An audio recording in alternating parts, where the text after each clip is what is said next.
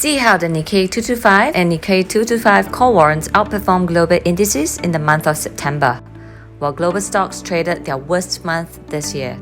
Find out how investors use warrants to capture some of these moves from Singapore. Hi, I'm Jamie from Macquarie Warrants, and I'm here to share with you some highlights of the market action last month and how you could have used warrants to capture some of these moves.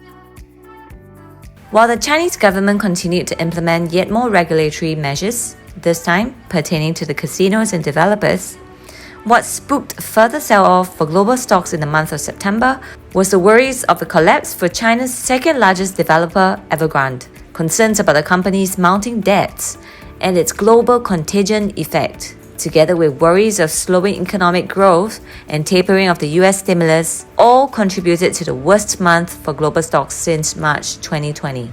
In the VIX known as the Fear Index, Bloomberg stated in the 29th of September article that put options which protect against the downside saw an increase in demand.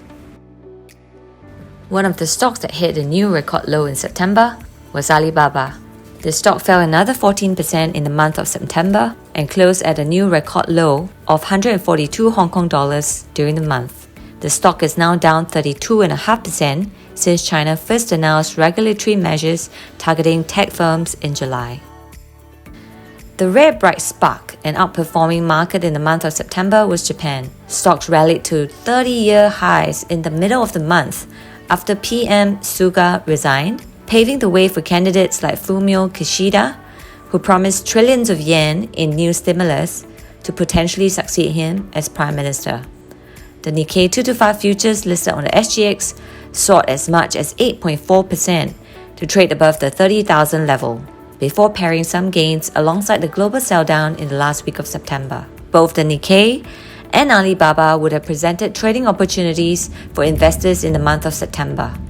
Investors keen to trade on these short-term moves during Singapore trading hours may consider doing so via Macquarie's Nikkei 225 and Alibaba warrants, which allow investors to go both long or short. So what are warrants? Call warrants move in line with the underlying they follow, meaning if the underlying stock or index went up, so will the call warrants. Put warrants move inversely from the underlying and will increase in price when the underlying stock or index falls. Here is a table showing how Alibaba call and put warrants in Singapore performed alongside Alibaba's share price movement in Hong Kong. When Alibaba tumbled another 14.1% in the month of September to a new record low, Alibaba call warrants, which had cost 6.8 Singapore cents at the end of August, lost 58.8% as of the end of September. Alibaba put warrants gained 40% from 6.5 cents to 9.1 Singapore cents. Looking at the Nikkei 225 warrants, the call warrants more than doubled from 11.2 cents to 27.5 cents, when the Nikkei 225 futures traded on the SGX gained as much as 8.4% in 2 weeks.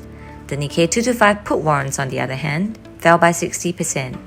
In both examples, you will notice that the warrants moved more than their respective underlying movements.